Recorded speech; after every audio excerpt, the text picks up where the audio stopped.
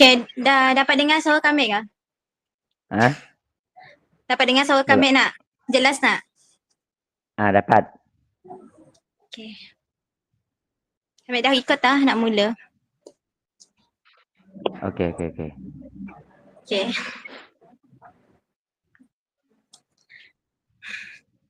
Okay, sekejap. Okay. Assalamualaikum warahmatullahi wabarakatuh. Nama saya Nurul Syafira binti Hamzi. Saya dari IPG Kampus Perempuan Waalaikumsalam. Melayu Melaka. Jadi, cikgu sihat? Alhamdulillah sihat. Alhamdulillah. Jadi sebenarnya tujuan saya pada hari ini hendak menemu bual cikgu. Saya telah ditugaskan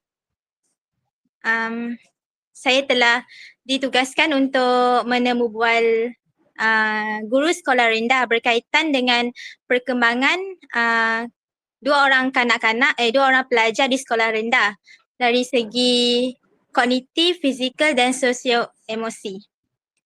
Jadi sebelum saya mula menemu bual, boleh saya tahu serba sedikit berkaitan dengan diri cikgu? Nama, asal dari mana dan latar belakang sejak bila cikgu mula berkhidmat dalam bidang pendidikan ni? Baik, terima kasih. Assalamualaikum warahmatullahi taala wabarakatuh. Nama saya Cikgu Abdullah bin Bisuni. Saya berasal dari Kampung Tambirat, Asajaya, Semarahan, Sarawak. Baik, saya mula memasuki bidang perguruan ni bermula saya masuk maktab pada tahun 1990 dan keluar pada penghujung Disember tahun 1992.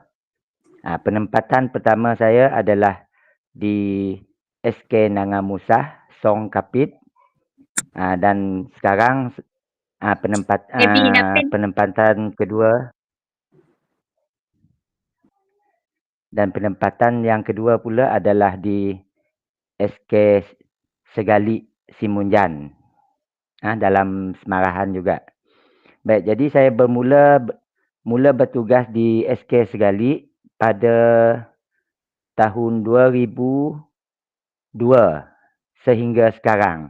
Jadi SK Segali merupakan sekolah kedua saya. Itu saja. Baiklah, terima kasih. Jadi seperti yang saya cakap tadi, tujuan saya untuk temu bual ini adalah untuk mengumpul maklumat terperinci. Ya, teruskan.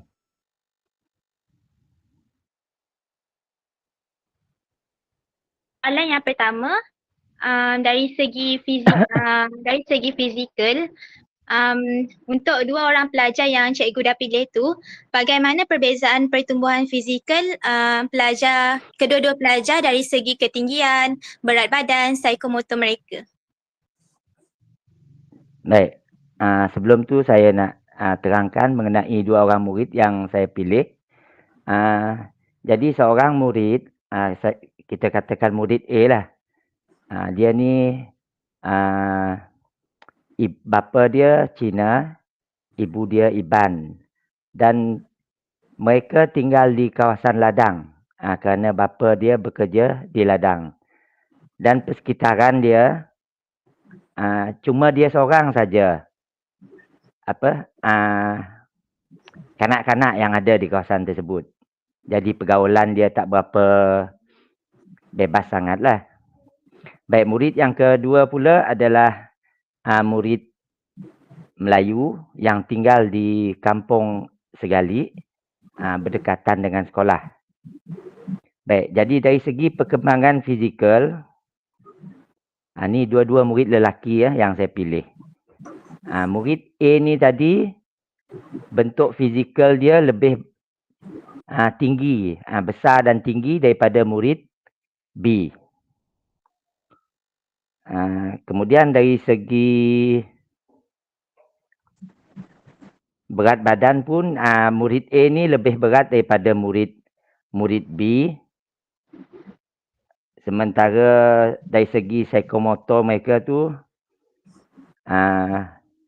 seorang tu pada permulaannya semasa dia berpindah ke sekolah saya, dia agak seorang budak yang pasif, mungkin kurang pergaulan dengan rakan-rakan di sekolah lama dia. Kerana dia pagi dia pergi ke sekolah, balik, kemudian sampai di rumah tak ada kawan. Baik, setelah 2 tahun bersekolah di sekolah kami, jadi dia mula aktif lah. Jadi untuk perkembangan psikomotor mereka berdua tu agak seimbang lah. Itu saja. Okey, baiklah. Terima kasih. Jadi maksudnya murid A ni dia jadi maksudnya murid A ni dia lebih pasif disebabkan persekitaran dia. Dia tak banyak bergaul dengan orang lain. Ya. Okey. Ya, kerana dia tinggal di kawasan ladang. Dan di kawasan ladang tu kebanyakan pekerjanya tak berkeluarga. Cuma dia saja, keluarga mereka saja yang tinggal di kawasan ladang tersebut. Yang lain tu kebanyakan pekerja tu nak kata bujang, mungkin yang dah berkeluarga tapi tak ada bawa anak isteri ke situ. Baiklah. Untuk soalan yang kedua dari segi fizikal juga. Dari pemerhatian cikgu lah, dalam aktiviti sukan, bagaimana setiap murid antara dua orang ini menunjukkan kemahiran motor kasar mereka? Adakah salah seorang lebih aktif atau mahir berbanding yang lain dari segi melakukan aktiviti sukan?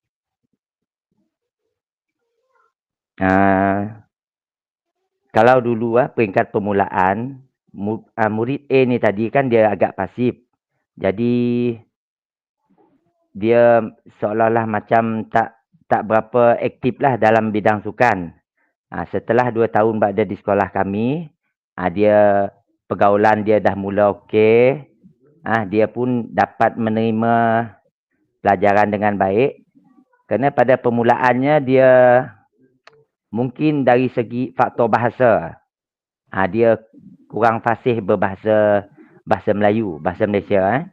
Sebab tu mungkin dari segi pemahaman dia semasa cikgu mengajar tu agak kurang. Buat masa sekarang, untuk semasa aktiviti sukan, kedua-duanya menunjukkan kemahiran motor yang agak baik.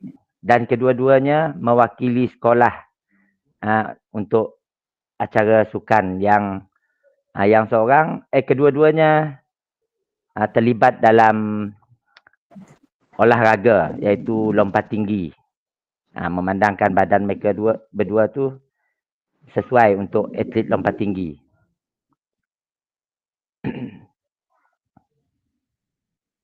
Dan satu lagi, kedua-duanya juga mewakili sekolah dan zon dalam permainan bola baling. Itu saja. Dalam bola baling. Jadi maksudnya di sini perkembangan motor kasar mereka dua-dua seimbang lah. Dua-dua seimbang. Cuma dari segi kemahiran tu lah. Mungkin yang seorang tu dia agak lambat lah. Jadi dari segi kemahiran dalam acara yang diambil tu, mungkin yang B tu lebih baik lagi daripada A. Daripada murid A tu. Okey. Okey. Seterusnya soalan yang ketiga. Adakah kedua-dua murid A, murid B tadi mempunyai sebarang masalah kesihatan dan bagaimana ianya mempengaruhi perkembangan fizikal mereka? Mungkin mereka ada latar belakang tentang masalah kesihatan mereka? Daripada segi kesihatan, dua-duanya tak mengalami tiada masalah kesihatan. Mungkin faktor yang mempengaruhi perkembangan fizikal tu dari segi sosioekonomi keluarga. Kerana murid A ni tadi dia anak tunggal. Lagipun mungkinlah gaji bapa dia lebih besar. Jadi mungkin dari segi makanan tu dia lebih mampu membeli makanan yang lebih baik untuk anak. Bapa dia tu mungkin lebih mampu. Sementara yang seorang lagi, bapanya bekerja sebagai nelayan dan dia mempunyai adik-beradik yang ramai. Mungkin faktor pemakanan lah yang menyebabkan fizikal mereka tu tak sama. Jadi kedua-dua murid tiada masalah kesihatan, mereka sihat, namun dari segi faktor pemakanan sahajalah yang mempengaruhi. Mungkin faktor pemakanan lah. Okey, terima kasih. Dan soalan seterusnya untuk fizikal mereka, macam yang cikgu cakap tadi, murid A tu persekitarannya di mana dia seorang je yang kanak-kanak yang tinggal di situ. Jadi bagi cikgu, bagaimana faktor persekitaran pelajar ni mempengaruhi perkembangan fizikal mereka secara menyeluruh?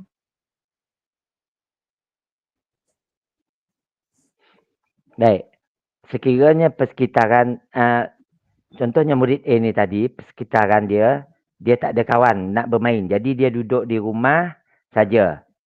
Jadi dari segi pertumbuhan badan dia, mungkin badan dia pertumbuhan dia baik, tapi mungkin kurang fit lah badan dia sebab dia tak aktif.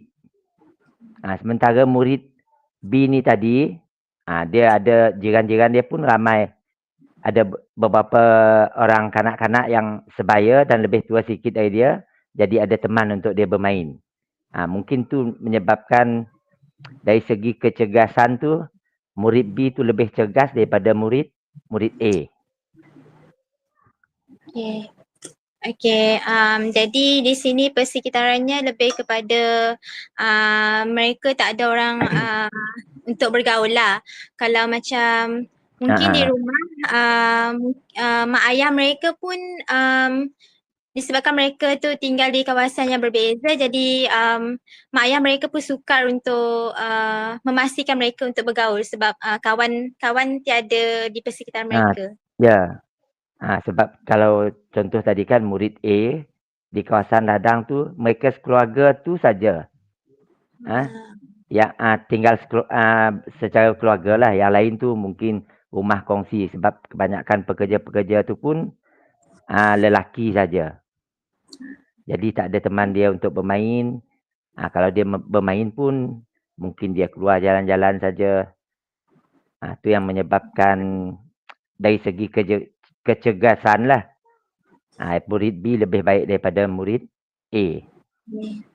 Baiklah, terima kasih. Jadi rumusan dari perkembangan fizikal ni, murid B ni lebih aktif lah dari murid A. Murid A ni dia aktif, cuma dia lambat sikit sebab dia berasal dari keluarga yang persekitaran pun tidak menyokong. Persekitaran pun tidak. Walaupun dari segi fizikal, murid A ni badan dia lebih besar dan tinggi, tetapi dari segi kecergasan, murid B lebih cergas daripada murid A. Disebabkan faktor tu tadilah, persekitaran dan pemakanan. Okey. Baiklah, seterusnya dari segi kognitif pula, kita tahu kognitif ni berkaitan dengan intelektual mereka. Jadi ianya lebih kepada fokus mereka lah, bagaimana mereka menggunakan intelek mereka. Jadi soalan yang pertama, bagaimana kedua murid ini berbeza dalam cara mereka menyerap maklumat baru? Adakah salah seorang ni lebih cepat memahami konsep baru ataupun mungkin salah seorang ni lambat sikit?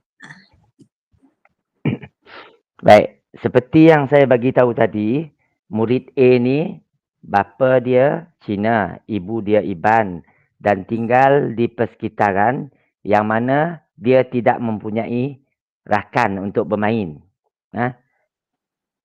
Jadi faktor yang menyebabkan tunggu sekejap.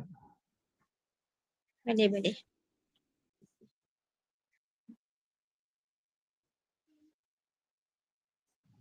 Tunggu sekejap.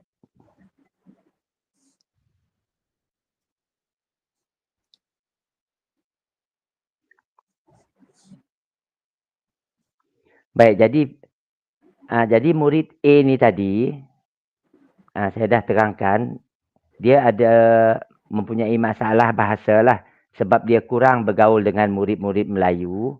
Jadi faktor bahasa tu yang menjadi kekangan semasa dia belajar.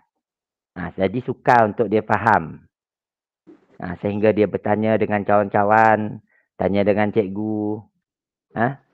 Bila kita jelaskan, baru dia dapat menyerap apa yang kita ajar dengan baik. Sementara murid B ni, dia seorang murid yang aktif. Satu lagi dari segi pelajaran pun, dia memang murid yang agak baiklah dalam pelajaran. Dan dia boleh menyerap maklumat dengan baik. Jadi faktor bahasa menyebabkan kesukaran ataupun dia lambat. Murid A ni tadi lambat menyerap maklumat yang kita sampaikan. Okey. Jadi di sini pun sama jugalah latar belakang keluarga dan persekitaran juga mempengaruhi lah intelektual mereka. Okey. Ya. Seterusnya, dari pemerhatian cikgu, mungkin cikgu ada bagi tugasan kepada mereka untuk disiapkan. Bagaimana pendekatan mereka terhadap tugasan atau kerja rumah yang diberikan? Adakah salah seorangnya lebih teratur atau proaktif dalam menyelesaikan tugas? Kedua-dua murid ni dia rajin membuat latihan yang cikgu bagi. Cuma dari segi masa untuk menyiapkan kerja tu, murid A ni lebih lambat. Kerana dia kena bertanya dulu dengan kawan-kawan apa maksud ni. Sementara murid murid A ni tadi disebabkan faktor bahasa, dia belum menguasai bahasa dengan baik. Jadi dia agak lambat untuk menyiapkan sesuatu tugas yang kita berikan. Sementara murid B ni pula tak ada masalah ketika membuat kerja rumah. Jadi kerja mereka berdua memang kedua-duanya agak teratur lah kerja dari segi tulisan. Cuma dari segi proses mereka buat kerja tu. Seorang lambat, seorang tu mengikut masa yang ditetapkan. Okey.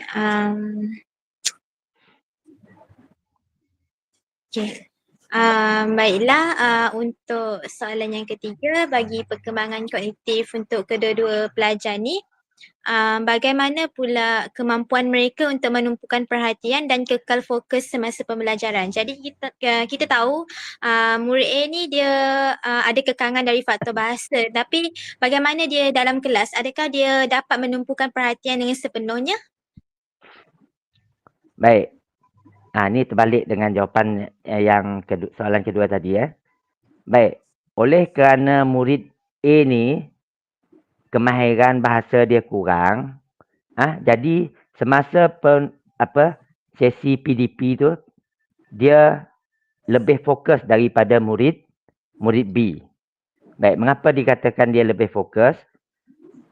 Sebab dia perlu memahami apa yang kita ajar supaya dia dapat memahami dan membuat kerja yang akan kita bagi.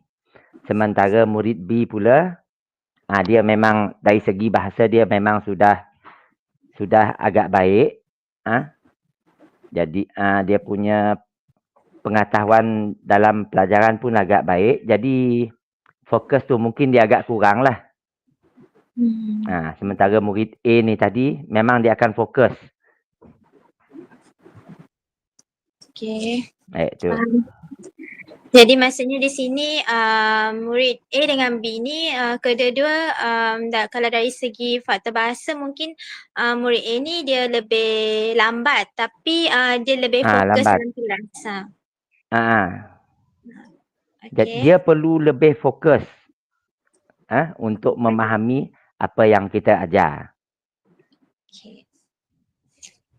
Faham.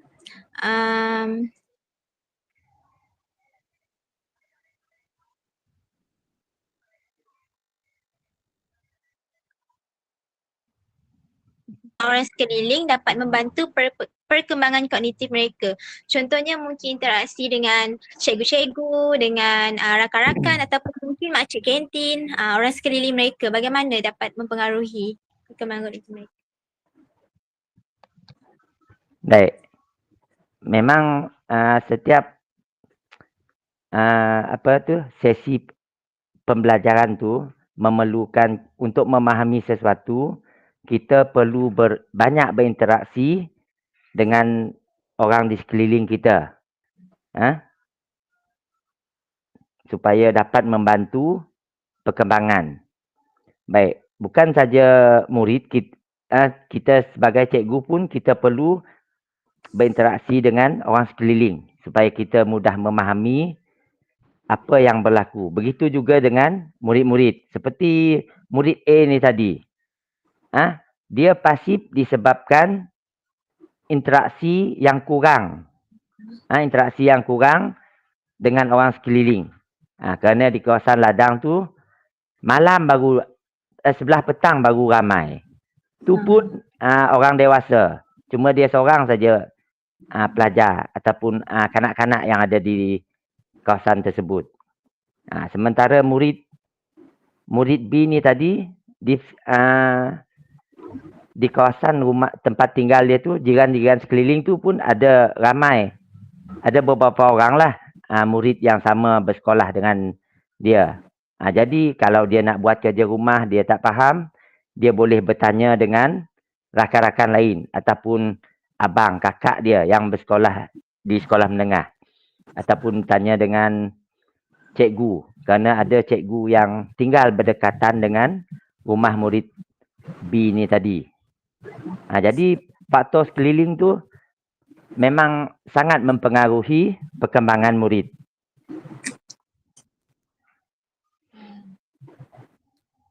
Okey. Jadi saya dapat rumuskan dari apa yang cikgu cakap tadi, saya dapat rumuskan yang kedua-dua murid ni dia dari segi kognitif mereka baik, cuma murid A ni dia ada lambat sikit sebab dia ada kekangan dari segi bahasa sebab dia dilahirkan dalam keluarga yang bukan asalnya bukan keluarga Melayu. Jadi dia macam ada kekangan bahasa. Ya.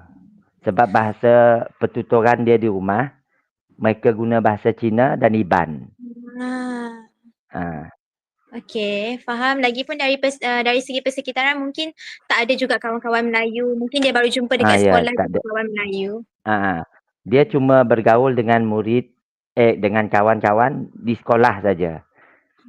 Dia pergi pagi pergi ke sekolah, tengah hari balik, kemudian dia di rumah saja. Saya pernah tanya dengan murid tersebut. Saya tanya, apa aktiviti awak sebelah petang? Dia kata, kadang-kadang dia main telefon. Kadang-kadang dia pergi memancing di depan rumah dia. Sebab ada kawasan parit kan. Dia tu saja kerja dia petang-petang. Sebab tak ada kawan bermain. Tak ada kawan. Okey. Faham. Baiklah, seterusnya kita akan tengok dari segi sosio-emosi mereka, bagaimana mereka macam mana mereka perkembangan sosio-emosi mereka, bagaimana mereka kawal emosi mereka. Okey, soalan yang pertama, selain dari perkembangan fizikal dan kognitif, bagaimana pula dengan perkembangan sosio-emosi mereka? Adakah kedua-dua mereka tu dapat berinteraksi dengan baik dengan orang sekeliling mereka ataupun salah seorangnya lebih mudah bergaul? Baik. Jadi seperti yang kita maklum tadi kan, yang seorang tu murid A ni tadi dari segi faktor bahasa, dia tak berapa mahir lah dalam bahasa Melayu. Jadi dari segi pergaulan, mungkin dia agak kurang. Rakan-rakan dia pun cuma di kalangan murid dalam kelas dia saja. Dan adalah beberapa orang rakan-rakan dia dari murid kelas yang lain. Baik, sebab itu kami menggalakkan dia menyertai pelbagai aktiviti yang dianjurkan sekolah sama dan juga peringkat zon untuk mendedahkan dia kepada pergaulan yang lebih lagi bagi memantapkan bahasanya. Baik, sementara murid B ni pula, dia memang jenis murid yang mudah bergaul dengan orang dan mempunyai ramai kawan. Berbanding dengan murid A tadi ya. Jadi kekangan bagi murid A itu adalah faktor bahasa. Bukan dia tak pandai, mungkin dia malu nak bercakap menggunakan bahasa Malaysia, takut salah. Okay. Takut ada perkataan yang disebut salah.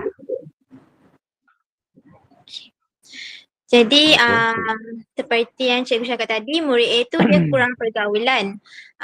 Adakah sehingga kini dia masih kurang bergaul dengan rakan ataupun sekarang dia dah mula mudah untuk bergaul seperti murid B ni juga ataupun masih kurang pergaulan dia?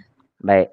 Jadi seperti yang saya bagi tahu tadi, murid A ni dia mula berpindah ke sekolah kami semasa darjah 4. Sekarang dia berada dalam darjah 6.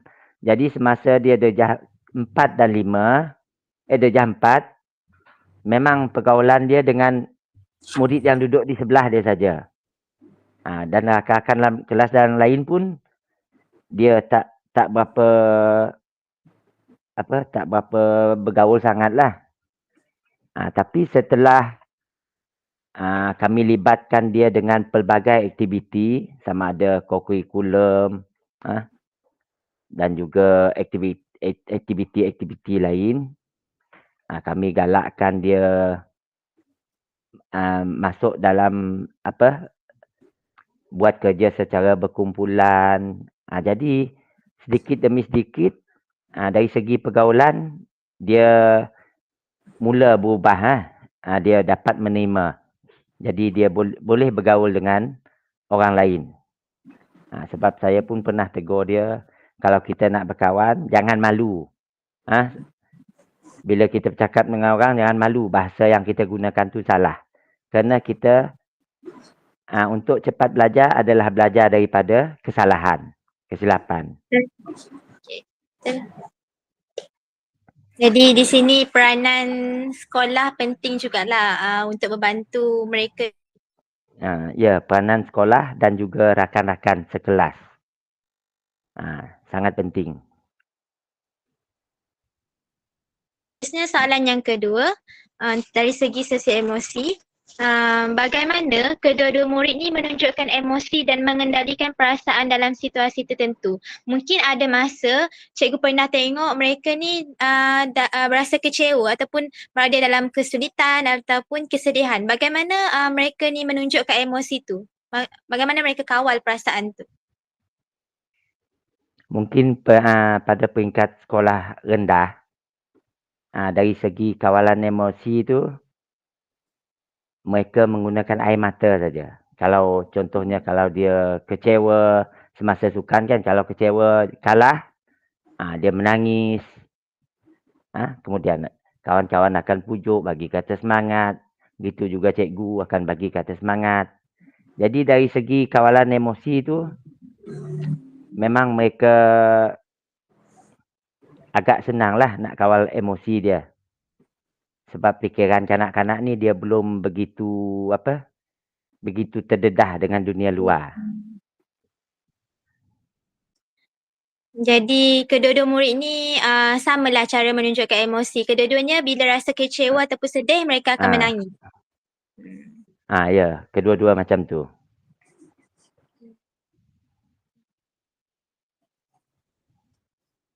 Okey, soalan yang seterusnya. Bagaimana pula mereka ni menunjukkan empati terhadap rakan-rakan mereka. Macam yang kita tahu, kalau simpati ni mungkin mereka ada perasaan simpati dengan empati terhadap rakan-rakan mereka. Bagaimana mereka menunjukkan perasaan tu? Adakah dengan cara menolong mereka ataupun lain? Baik. Untuk soalan ni, jadi untuk menunjukkan empati ataupun simpati kepada rakan-rakan ni, dia berdasarkan situasi. Berdasarkan situasi. Baik, kalau rakan-rakan dia tu terjatuh, luka, cara dia tunjuk empati dan simpati tu lain. Begitu juga dalam aktiviti sukan. Kalau kalah atau menang, lain juga cara dia. Macam mana mereka menunjukkan empati. Mungkin kalau dalam sukan, kalau kalah, mereka akan memberi dorongan, memujuk serta memberi dorongan lah kepada rakan-rakan. Kalau yang terjatuh sakit tadi, mungkin mereka akan membantu, merawat ke, macam tu. Jadi bergantung kepada situasi. Jadi kedua-dua murid ni mereka ni terbuka hatilah untuk membantu rakan mereka yang berada dalam kesusahan. Ya. Kerana semasa setiap minggu semasa pimpunan, biasanya sekolah kami mengadakan pimpunan, kadang-kadang seminggu sekali, kadang-kadang sebulan 2 kali. Semasa setiap sesi pimpunan tu, cikgu akan beri motivasi lah untuk budak, dan bagi tahu bagaimana nak menangani masalah, bagi contoh dan sebagainya. Mungkin dari begitu juga semasa subjek-subjek yang lain, kami pihak guru menyelitkan nasihat lah untuk murid-murid supaya lebih peka dengan keadaan sekeliling, lebih beradab, sopan santun. Jadi mungkin sedikit banyak apa yang cikgu sampaikan tu, mereka boleh terima dan mempraktikkannya dalam situasi tertentu. Okey, baiklah. Terima kasih. Yang soalan terakhir untuk sesi termobile ni adalah adakah cikgu melihat perbezaan dalam cara mereka mengatasi kekecewaan ataupun kegagalan? Mungkin dari segi pembelajaran mereka. Contohnya kalau mereka gagal dalam exam ataupun peperiksaan, bagaimana mereka mengatasi kegagalan tersebut? Adakah mereka akan terus merasa diri mereka gagal ataupun bangkit dari kegagalan tersebut? Baik.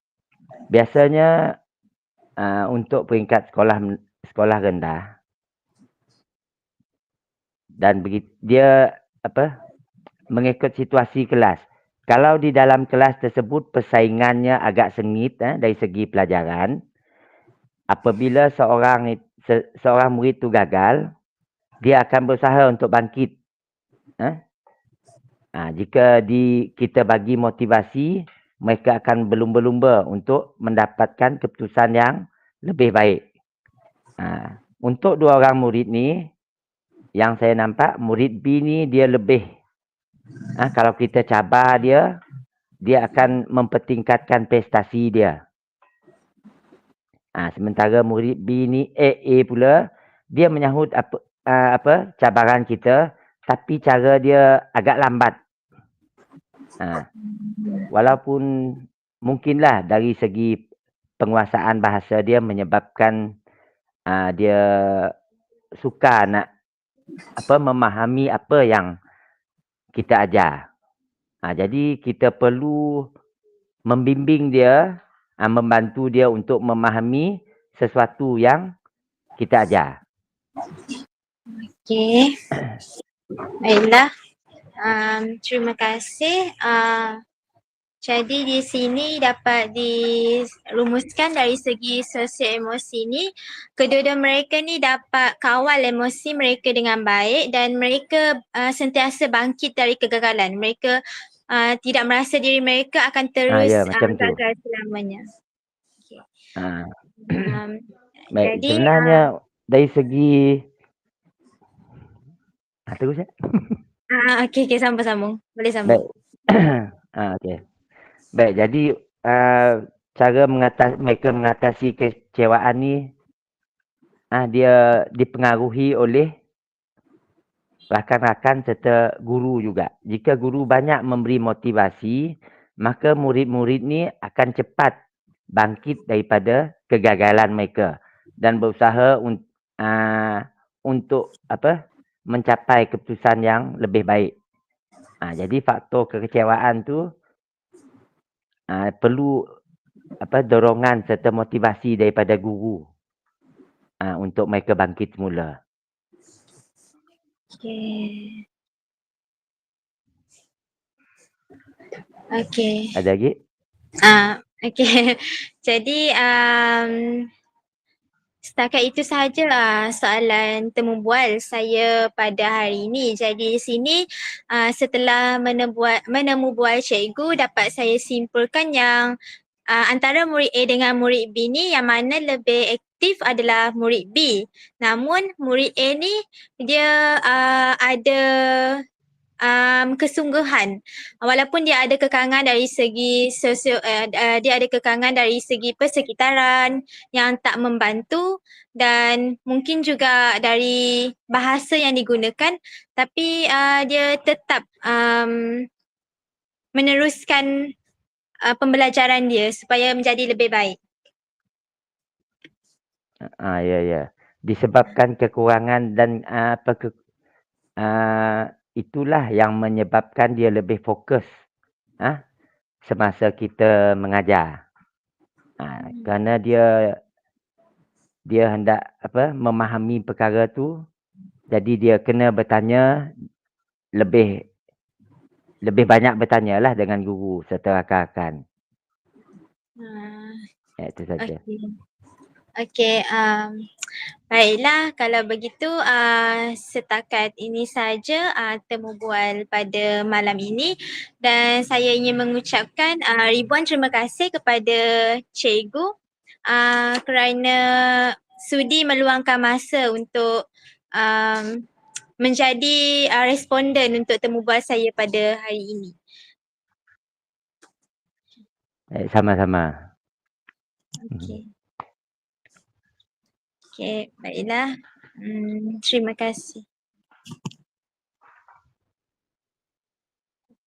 Sama-sama. Sekejap.